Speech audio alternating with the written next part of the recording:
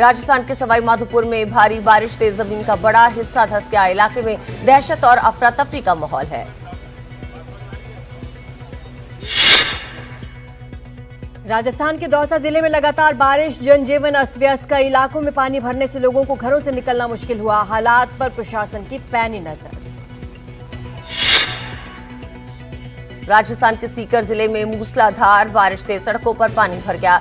शहर के कई हिस्सों में जल भराव से आम लोगों को भारी परेशानी, यातायात पे भी असर।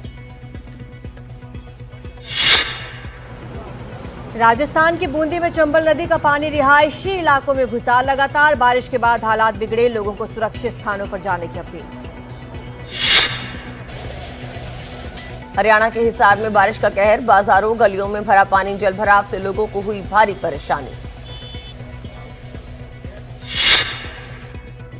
राजस्थान के झालावाड़ में उफनते नाले को पार कर रही कार बह गई। हादसे के बाद 2 लोग लापता। एनडीआरएफ की टीम तलाशी अभियान में जुटी। हर्षिल की तेलगाड़ उर्फ मंदाकिनी फॉल में रविवार देर शाम फिर सैलाब आया। मलबे से दोबारा भर गई झील। गंगोत्री हाईवे और हेलीपैड क्षेत्र में फिर जमा मलबा हुआ।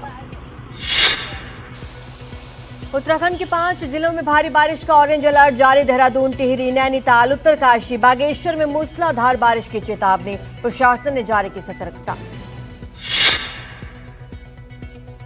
उत्तराखंड के सीएम पुष्कर सिंह धामी ने चमोली के आपदा प्रभावित इलाकों का दौरा किया। राहत बचाव कार्यों के लिए जमीनी जानकारी।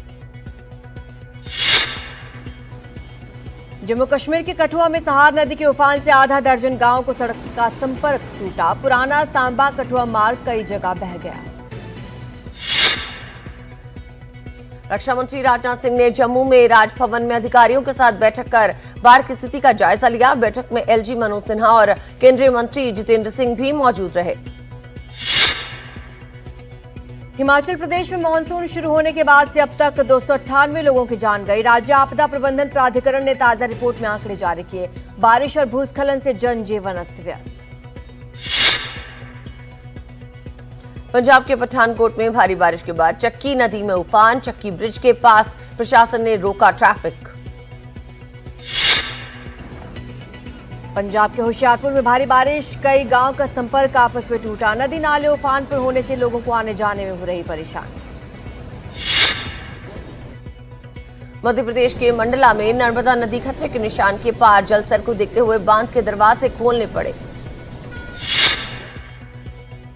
आज से प्रधानमंत्री नरेंद्र मोदी का 2 दिवसीय गुजरात दौरा। अहमदाबाद में 5400 करोड़ की परियोजनाओं का करेंगे लोकार्पण और शिलान्यास।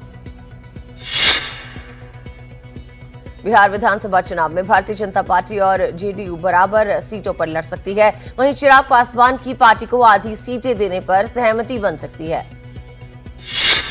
लोकसभा में नेता प्रतिपक्ष राहुल गांधी ने चुनाव आयोग और बीजेपी पर सीधा हमला बोला। कहा कि बिहार में स्पेशल इंटेंसिव रिवीजन वोट चोरी का संस्थागत तरीका है। इसे लोकतंत्र के खिलाफ बड़ी साजिश बताया। आरजेडी नेता तेजस्वी यादव ने वोटर अधिकार यात्रा को ऐतिहासिक बताया। बोले इस यात्रा ने बीजेपी और चुनाव आयोग की हकीकत जनता के सामने रख दी। बीजेपी सांसद रविशंकर प्रसाद ने राहुल गांधी पर बोला हमला। कहा वे हर बार हारते हैं, अब भी हारेंगे। पीएम मोदी पर की गई उनकी टिप्पणी को शर्मनाक बताया।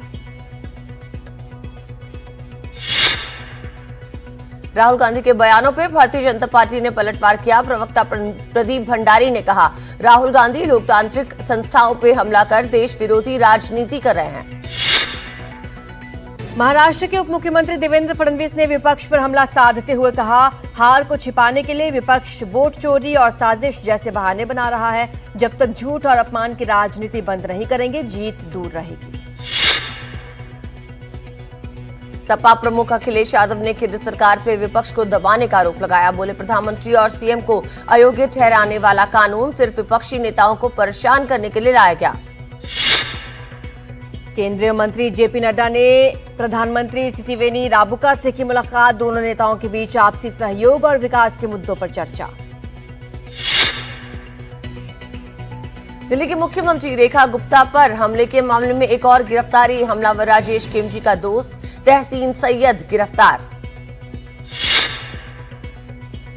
पूजा पाल के आरोपों पर अखिलेश यादव का पलटवार, कहा बीजेपी वाले मार देंगे और हम लोग जेल जाएंगे। सपा ने अमित शाह को चिट्ठी लिखकर जांच की मांग की। एलविश के घर फायरिंग केस में एक और गिरफ्तारी, शूटर्स का मददगार जतिन गिरफ्तार। अब तक कुल 2 गिरफ्तारियां। ग्रेटर नोएडा में निक्की की हत्या के मामले में एक और गिरफ्तारी, आरोपी सास दयावती गिरफ्तार, आरोपी पति 14 दिन की न्यायिक हिरासत में।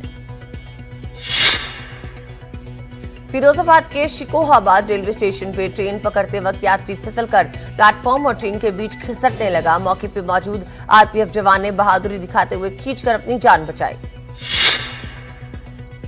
पटना में बालू माफिया के खिलाफ छापेमारी, पुलिस ने बरामद किए AK-47 और अन्य हथियार, 4 लोग हिरासत में।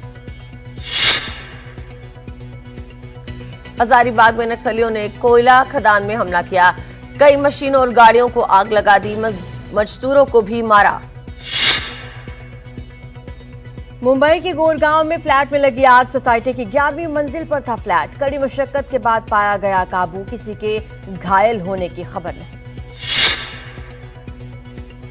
गुरुग्राम के गुरु द्रोणाचार्य मेट्रो स्टेशन पे गंदगी से लोग हुए परेशान, विदेशी नागरिकों ने आकर सफाई की।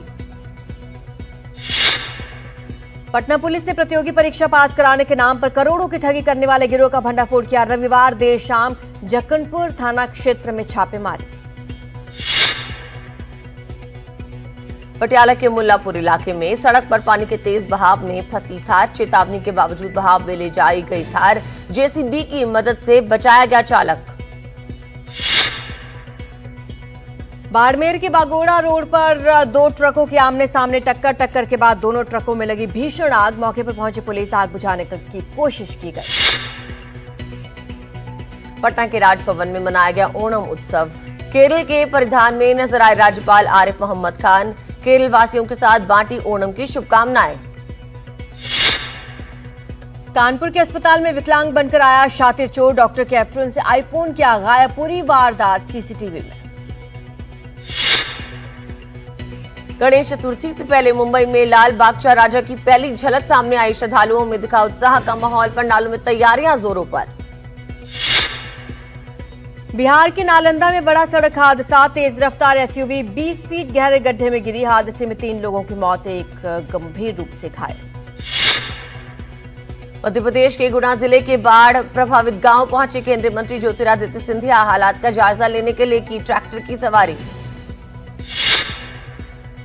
डीआरडीओ ने integrated air defence weapon system का पहला सफल उड़ान परीक्षण किया। यह सिस्टम वायु सुरक्षा को और मजबूत करेगा, देश की रक्षा क्षमताओं में बड़ी उपलब्धि के रूप में देखा जा रहा है।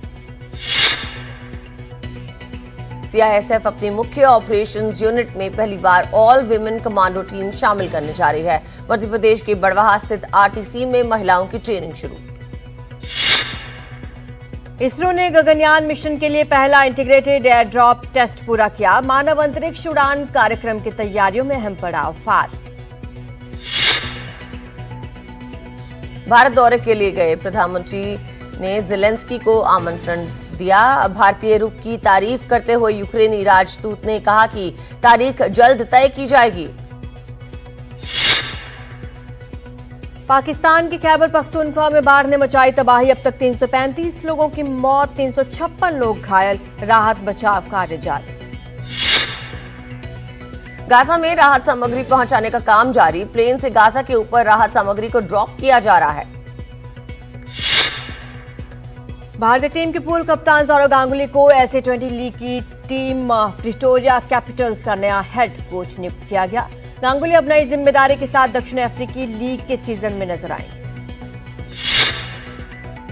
भारतीय क्रिकेटर चेतेश्वर पुजारा ने अंतर्राष्ट्रीय क्रिकेट से संन्यास की घोषणा की। 103 टेस्ट मैच में 19 शतक और 35 अर्धशतक के साथ उन्होंने जड़े 7000 से ज्यादा रन। प्रसिद्ध फिल्म मेकर प्रियदर्शन ने कहा कि वो हेरा फेरी 3 और हैवान फिल्म पूरी करने के बाद फिल्म इंडस्ट्री से ले सकते हैं संन्यास।